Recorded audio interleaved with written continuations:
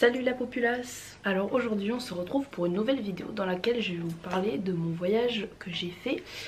Alors c'était en août, les 2 semaines du milieu. Je suis partie à Dublin avec un organisme de voyage qui s'appelle EF. Donc comme c'est un organisme qui est assez connu et que j'ai pu avoir la chance de faire un voyage avec eux, je fais une vidéo aujourd'hui déjà premièrement pour me faire pardonner de ne pas avoir fait de vlog. Parce que comme c'était la première fois que je partais seule et en plus avec un organisme, je me suis dit ça à gérer plus le vlog, ça va être la cata totale. Et deuxième raison pour laquelle je fais cette vidéo, je pense que c'est bien si je vous donne mon avis, ce que j'en ai pensé et que juste je vous raconte. Parce que à défaut d'avoir fait un petit vlog, je peux quand même vous raconter des petites anecdotes de voyage, ce que j'ai aimé à Dublin et ce qui pourrait potentiellement vous plaire, le truc que j'ai fait, voilà, que je vous raconte un peu. Alors je vais procéder sous forme de 3 parties on va dire. Donc la première, je vous parle de EF déjà. J'ai oublié le principal. Comme j'ai dit, ce sera sous forme de 3 parties, mais en fait je vous parlerai des 3 parties à partir de questions que vous m'aurez données sur Instagram. J'avais fait une publication dans laquelle je vous demandais de me poser des questions sur Dublin et toutes ces questions là je les ai réparties en 3 catégories. Et d'ailleurs merci de m'avoir posé des questions tout simplement, vous me facilitez la tâche. Donc déjà, première catégorie, je vais tout simplement vous parler de EF, ce que c'est et qu'est-ce qu'il faut faire pour pouvoir faire un voyage avec eux et tout ce qu'il y a autour de EF. Deuxièmement, je vous parlerai de Dublin, alors comment s'est passé mon voyage à Dublin, est-ce que la ville est bien, qu'est-ce que vous pouvez aller y faire. Et troisièmement, je vous parlerai de mon ressenti face à face de l'organisme. Je vous passerai des anecdotes de voyage et des choses dans le genre. Alors bien sûr, j'ai vos petites questions sur mon téléphone. D'ailleurs, j'ai 15% de batterie. J'espère que ça va aller.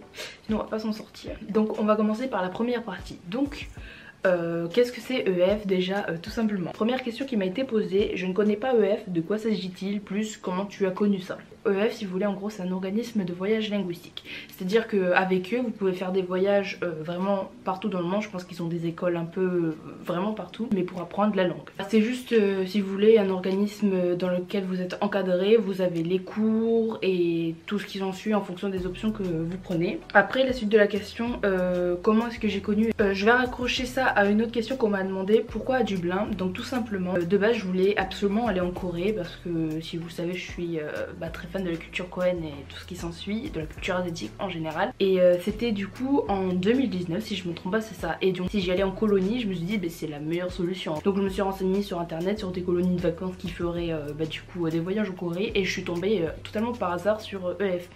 C'est à dire qu'au début je ne savais même pas que c'était un voyage pour apprendre la langue. Moi j'avais juste vu voyage Corée, j'étais en mode ouh. On va dire qu'il y a plein d'enseignes de EF un peu partout dans la France je pense. Je sais qu'il y en a une, celle où je suis allée à Toulouse, il y en a une à Bordeaux, j'ai vu pas très loin de la cathédrale. Et bref du coup comme ma mère je lui en avais parlé qu'elle voulait se renseigner, on y est allé. Et c'est là que la dame du coup nous a expliqué comment ça se passait pour les voyages et tout le reste. Fin juin, début juillet 2020 je devais partir en Corée du Sud pendant 2 semaines, donc pour apprendre le coréen. Sauf que vous vous doutez qu'avec le Covid ça a été plus compliqué. Donc en fait j'ai juste pas pu partir, toutes les frontières ont été fermées. Et du coup je devais retourner en Corée, parce qu'en fait un truc dont je n'ai pas parlé. Mon téléphone a volé, c'est bon il va bien. Alors un truc qu'il faut que je précise, c'est à dire que quand vous payez votre voyage pour EF, pour quelle que soit la destination, chaque départ vers le pays se fait le lundi. Ça fait que si vous, je sais pas, vous devez partir le lundi 17, si jamais avant vous vous dites ah merde, ça m'arrange de partir à un autre moment de l'année, vous pouvez très facilement dire finalement je pars pas ce lundi, c'est le lundi d'après. En fait ils s'en foutent totalement de savoir quand est-ce que vous partez, tant que vous les prévenez en fait que vous voulez changer ou non de date. Bien sûr faut pas s'y prendre 2 jours avant de partir, mais en soi globalement c'est comme ça, en pensant que l'avion c'est vous qui le payez. Donc si vous avez à décaler votre séjour, faut voir si vous pouvez décaler l'avion. Mais le tout étant que j'ai dû du coup décaler mon voyage pour l'année de 2021 comme je n'ai pas pu partir en Corée en 2020. Je devais partir en août, du coup à la place de là où je suis allée à Dublin. Le problème c'est qu'en août les frontières n'étaient toujours pas ouvertes et ma mère avait peur parce que c'est quand même un coût de payer ça. Et comme elle avait mis pas mal d'argent dans ce voyage là, elle m'a dit vaut mieux que tu prennes une autre destination, que tu partes en Corée par tes propres moyens ou genre encore avec EF mais plus tard, que avoir ce voyage là en suspens. Donc j'ai décidé de partir quand même si ce n'était pas en Corée. Et j'ai eu le choix entre Malte et Dublin. Il faut savoir que vous avez le choix quand vous allez dans ce pays entre être dans une famille, c'est-à-dire vivre chez des gens qui du coup vous fournissent le repas le matin pour le petit déjeuner et le soir, le midi c'est vous qui devez vous débrouiller à manger dans la ville, ou alors vous allez dans une cité universitaire. En tout cas c'est le campus de EF, là où il y a comme plein d'appartements où vous pouvez dormir. Je sais pas exactement quel repas vous avez, mais vous avez le choix entre ces deux options, en pensant que si vous allez dans le campus, vous devrez payer plus cher que si vous prenez une famille. Donc moi personnellement je suis allée dans une famille, je vous le conseille pour la simple bonne raison que ça vous permet directement de pouvoir communiquer avec des gens qui pratiquent la langue que vous voulez apprendre. C'est beaucoup mieux je pense pour votre anglais, même si je vais pas vous mentir, c'est extrêmement gênant au début et quand on se sent pas forcément à l'aise, ça dépend des gens je dirais.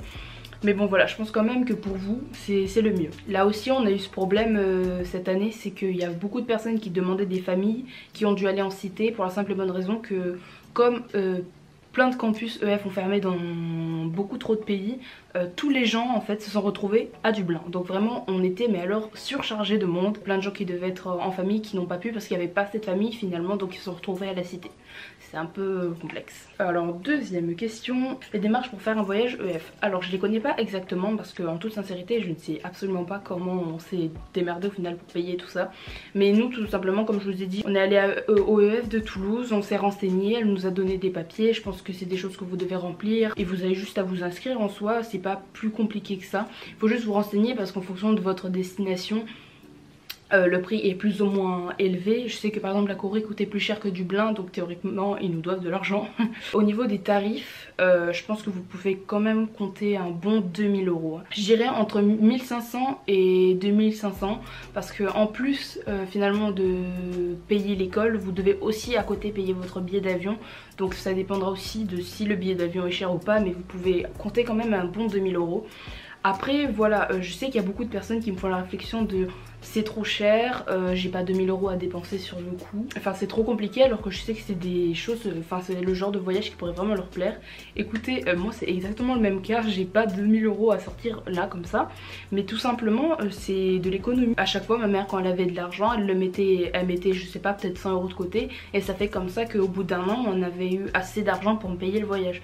Donc les voyages de ce genre c'est quelque chose qui se prévoit. Si jamais c'est quelque chose qui vous intéresse, n'hésitez pas juste à essayer d'économiser, je pense que c'est la meilleure solution. Même si ça vous prend 1, 2, 3 ans, il y a toujours un moment où vous finirez par pouvoir partir grâce à vos économies. Donc je pense que c'est toujours quelque chose qui sera faisable. Prochaine question. Alors pour la famille d'accueil, c'est toi qui as choisi ou c'est EF? Bah du coup je vous l'ai dit, moi j'avais choisi moi-même d'être en famille d'accueil. Si par contre la question veut dire est-ce que c'est moi qui ai choisi la famille en particulier ou est-ce qu'on m'en a donné une au pif, là effectivement je ne l'ai pas choisi. Alors je sais que dans certaines familles on peut être plusieurs.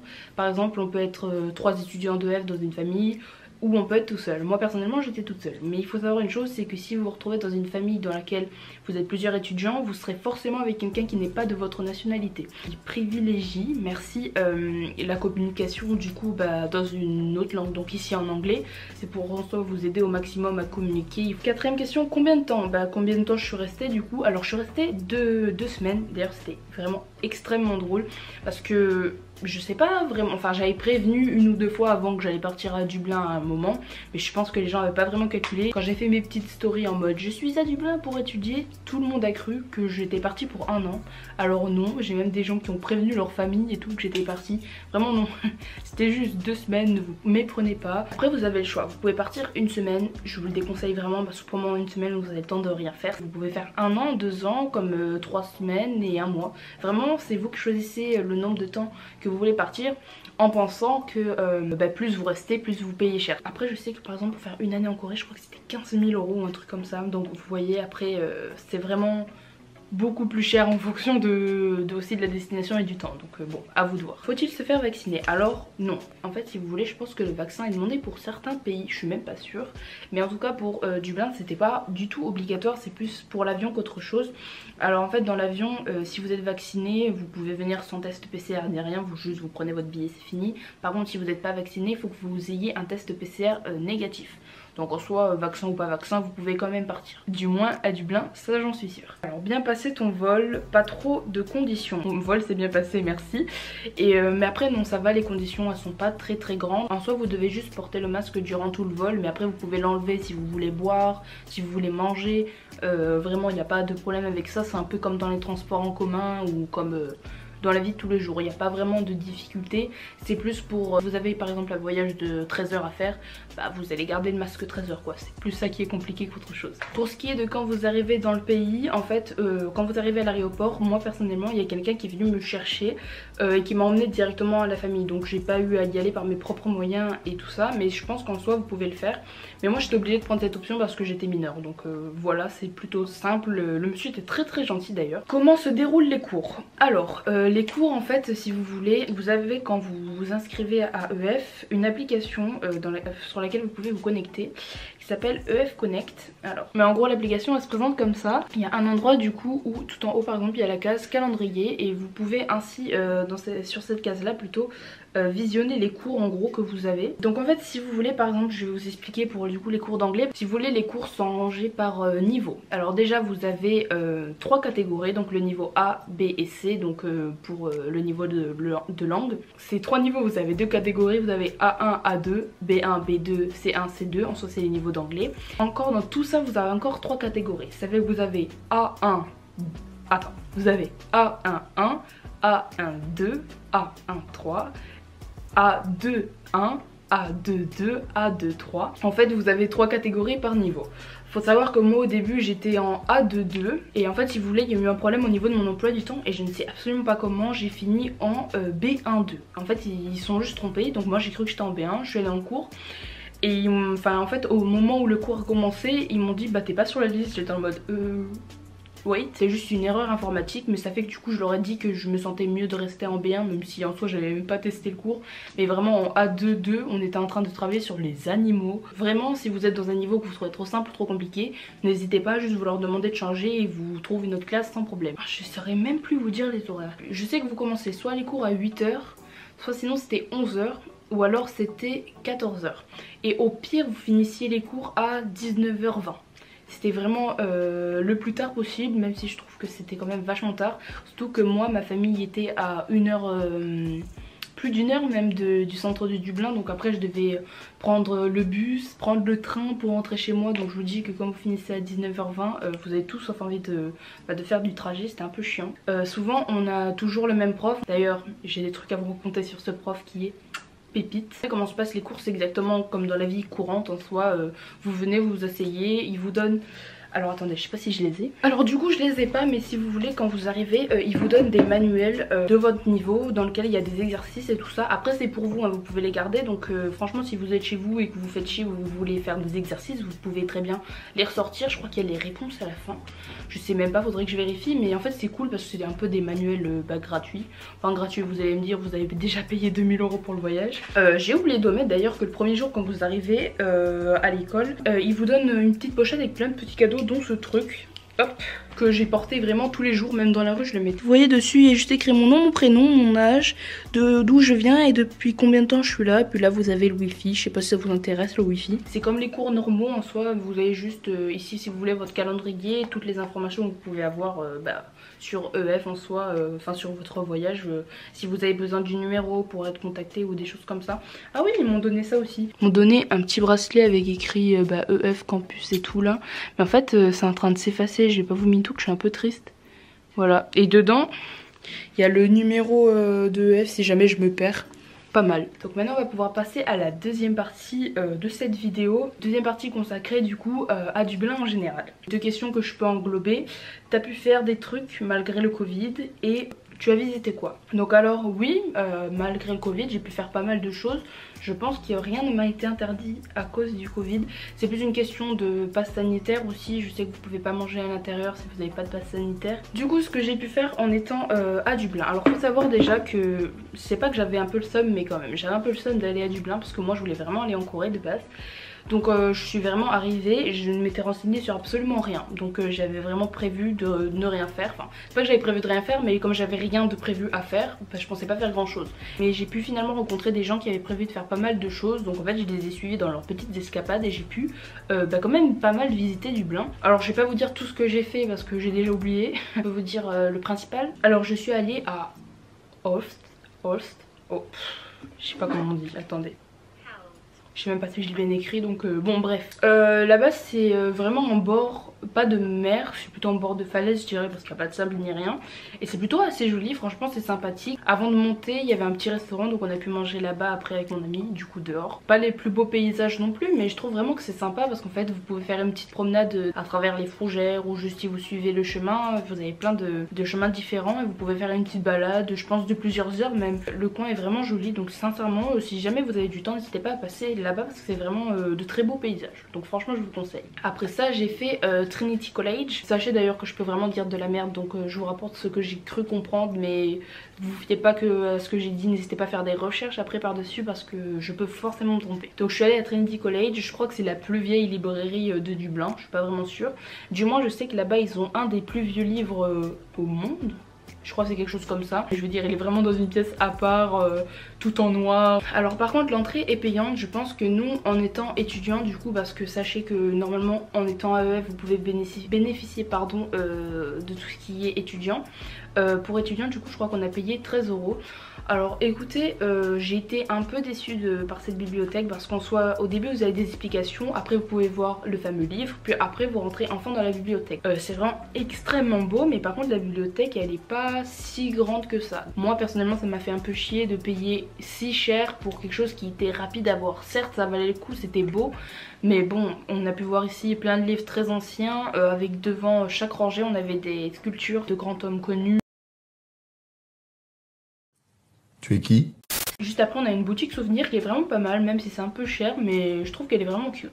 Donc on avait Dublin's Castle si je me trompe pas. Je vous dis j'ai un accent de merde. Du coup c'est le château de Dublin, merci. C'était vraiment beau, il y a beaucoup de peintures, des choses exposées en soi qui étaient vraiment très très jolies. Il y a de grands miroirs aussi, ils sont vraiment hyper stylés.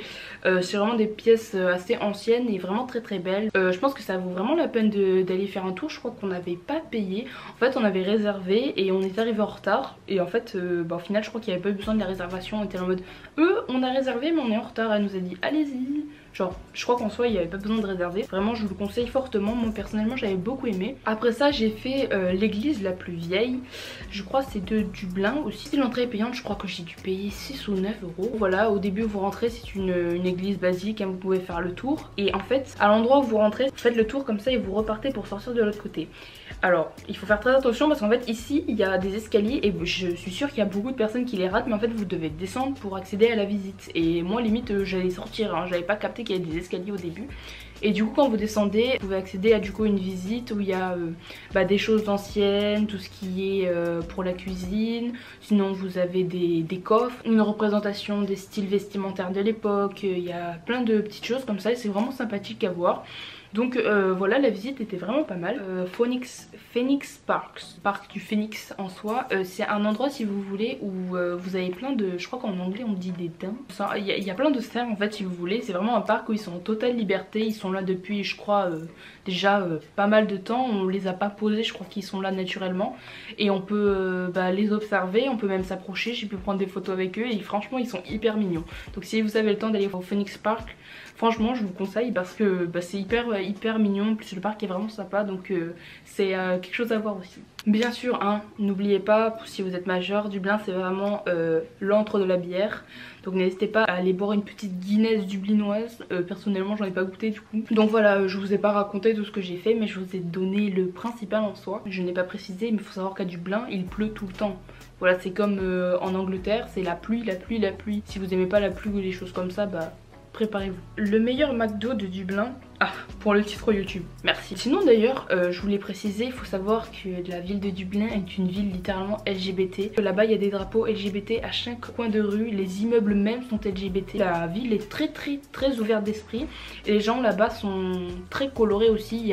On rencontre très souvent des gens avec un style gothique, avec des colorations, avec un style plutôt atypique. Et vraiment j'ai l'impression que c'était un peu comme la ville de la diversité. Là-bas c'est no jugement, les gens sont adorables. Même à EF si vous voulez, quand on rentrait dans le hall il y avait des drapeaux LGBT. Donc franchement pour vous dire il y en a partout. Donc maintenant on va passer à la troisième catégorie qui est mon ressenti par rapport à la ville de Dublin. Là je vais un peu regrouper la 1 et la 2. Première question, les cours étaient durs, tu as goûté des spécialités, tu as fait des belles rencontres. Normalement vous n'êtes pas censé trouver les cours durs parce que vous êtes censé être dans un niveau qui est adapté à vous-même. Et tu as fait 2 belles rencontres, bah du coup les 2 personnes dont je vous ai parlé, avec celle qui vit en Belgique, enfin on a gardé contact, on parle de temps en temps, mais avec du coup celle qui est portugaise, ça, je pense qu'on va pas garder le fil longtemps. Ben parce que comme on parle en anglais, on n'a pas ce réflexe de hey comment ça va, je sais pas comment dire, mais je trouve que c'est plus compliqué de garder une relation quand on parle pas la même langue. Est-ce que tu sens que ton anglais s'est amélioré? Alors absolument pas. Alors vraiment mon anglais n'a pas évolué d'un poil. Si vous voulez, j'ai eu un prof vraiment space. Il nous faisait faire des jeux en fait. En soi c'est ludique les jeux, mais par exemple il nous faisait asseoir sur une chaise et sur le tableau il marquait quelqu'un et on devait lui faire deviner à lui-même qui est-ce qu'il était. En soi on pratique l'anglais quand on fait ça, mais on suivait pas le programme si vous voulez. Sinon on faisait des jeux où on devait jouer à Lucky Luke, enfin je sais même plus comment ça s'appelle. Et les cours étaient pas vraiment très bien structurés, il arrivait toujours en retard, c'était hyper maladroit franchement, il faisait tout tomber tout le temps, c'était une horreur. Ça m'a fait rire aussi, il buvait du Pepsi comme si c'était de l'eau, mais vraiment il avait sa bouteille de 1,5 litre, il revenait avec une nouvelle bouteille tous les jours. Je sais qu'il y a carrément un cours où le but c'était de faire, de choisir des chansons et on se mettait par 2, on devait choisir tous 2 chansons. Et après on voyait qu'il y avait la meilleure playlist, genre je vois pas en quoi ça va nous aider dans notre apprentissage de l'anglais. Bref, les cours étaient un peu bancals en soi et puis le prof nous a fait mais alors de ces dingueries. Déjà il faut qu'on reparte au moment où j'ai perdu mon sac. Alors faut savoir que dans un bus à Dublin, bah en fait je me suis levée, je me suis cassée pour aller en cours, j'avais oublié mon sac. Déjà, alors ce jour-là j'étais totalement en PLS, il y avait rien d'important en fait dans mon sac, il y avait tous mes cahiers, plus mes objets sentimentaux plus que de valeur. Déjà ce jour-là j'étais en PLS, on arrive en cours, le prof était en retard, j'arrêtais pas de pleurer, c'était n'importe quoi. Le prof arrive du coup bah en retard, enfin il commence à faire son cours, déjà à un moment il m'interroge. Bro, t'avais pas vu que j'étais en train de pleurer, mais bon écoutez c'est pas grave, j'ai participé. D'ailleurs très bonne intervention, c'était juste pour dire que j'écoutais de la K-pop donc pas mal. Et après ça et tout, il y a eu un petit moment où le prof il parlait plus trop, il était plus sur son tel et tout. Et à un moment, il range ses affaires, il se lève et il sort. EF ne m'ont pas payé, alors je ne vais pas faire cours. Et il s'est taillé. On devait avoir cours à 8 h, il était 8 h30 et je m'étais levée à 6 h30, même pas 6 h je crois, pour aller à l'école. On s'est tous regardés, on était en mode wait. Et le prof est vraiment parti, genre il s'est cassé, on n'a rien compris du tout. Donc bien sûr on est allé voir à l'accueil et tout, on leur a expliqué. Oui bah du coup le prof il a dit qu'il n'était pas payé donc il s'est barré. Et bah ils nous ont juste dit qu'on n'allait pas avoir cours, donc bah on n'a pas eu cours de la journée. Le jour d'après on avait cours encore à 8 h, donc je m'étais encore levée super tôt parce que comme je vous avais dit j'avais beaucoup de trajets pour aller jusqu'à l'école. Et on attend 30 minutes encore, le prof n'est toujours pas là. Et on se demande vraiment en mode bah est-ce qu'il vient aujourd'hui parce qu'on nous avait prévenu qu'il allait revenir. Et puis là il y a quelqu'un qui vient et qui fait oui donc le prof vient de nous appeler, en fait il vient pas. Comment ça? Donc ils nous ont dit qu'en gros on avait quand même cours l'après-midi. Du coup toute la matinée je suis allée me promener en ville. L'après-midi comme prévu le prof est revenu. Sauf qu'aux grandes nouvelles de tout le monde il avait un énorme pansement sur un des 2 yeux. Et en gros le prof nous a expliqué que le soir même, enfin le soir d'avant, il avait bu avec des potes. Parce que bien sûr hein, le premier jour ce qu'il nous avait dit c'est j'adore la bière. Donc là il nous expliquait qu'en gros il avait bu avec des potes et qu'en gros il s'était pris une porte. Et qu'après ça a été blackout, genre blackout total. Il avait un énorme bleu. C'était très drôle quand même parce que son truc il arrêtait pas de se décoller. Donc en fait il était là pendant 20 minutes, les 20 premières minutes du cours il essayait de recoller son truc et tout. C'est n'importe quoi. Au final l'heure qui a suivi il l'a enlevé parce que ça le faisait chier. Mais ça a juste servi à rien de le mettre au final. En soi moi je l'en veux pas trop au prof parce que outre le fait que ces cours étaient pas très structurés, qu'on a juste rien appris du tout, il était vraiment très gentil dans le sens où il était maladroit, il faisait pas les choses si bien que ça certes, mais il était pas méchant, c'était plutôt quelqu'un d'émotif. Je sais qu'à un moment on devait parler de nos familles et il nous a parlé de la sienne, il s'est mis à pleurer. Je sais qu'il y a pas mal de gens qui ont voulu changer de classe parce que c'était juste le bordel. C'est vrai que se dire qu'on a payé aussi cher pour quelque chose d'aussi bancal, c'est compliqué. Donc pour ce qui est des cours je ne peux pas vous dire parce que par rapport à mon expérience avec mon prof on n'a pas fait grand chose, mais je pense qu'en général ça devait être des cours quand même pas mal structurés comme à l'école par exemple. Et c'est plein de petites choses qui se trouvent à EF qui font qu'ils sont absolument pas organisés. L'après-midi vous pouvez faire des activités avec EF mais il faut payer plus cher. Je sais que là il y en avait pas mal qui avaient été annulés pour X raisons, vraiment. Donc voilà, si vous cherchez vraiment je pense que c'est l'organisme le plus cadré qui pourra vous aider en toutes circonstances et tout ça, n'allez pas à EF. Quand vous finissez votre séjour chez EF, ils vous donnent un diplôme pour certifier votre niveau en anglais. Donc à ce moment là vous allez les voir, vous donner votre prénom, ils vous rendent votre diplôme, un petit sachet avec des trucs à l'intérieur. Donc il y a eu 2 choses, un carnet que je n'ai pas avec moi, d'ailleurs les feuilles sont nulles à chier, ça se voit, le truc il leur a coûté 3 centimes. Et ils vous donnaient ceci aussi, alors C'est les trucs un peu comme en Amérique. Je peux pas le mettre parce que j'ai des pompons, mais bon, vous voyez un peu le genre quoi. Et c'est assez rigolo, je trouve que ça fait un peu nous sommes étudiants diplômés. Je vous donne un petit paquet de chocolat aussi. Si vous avez une autre question, quelle qu'elle soit, n'hésitez pas à me la poser en commentaire, j'irai y répondre. Sinon vous me demandez simplement sur Instagram, je vous répondrai aussi, donc mon Instagram. Donc voilà, je pense que j'ai terminé cette vidéo. N'hésitez pas à vous abonner, à liker. J'espère ne rien avoir oublié, avoir englobé à peu près tout ce que je voulais dire. Donc voilà, merci de l'avoir regardé. Je vous dis à la prochaine fois pour une nouvelle vidéo. Bisous.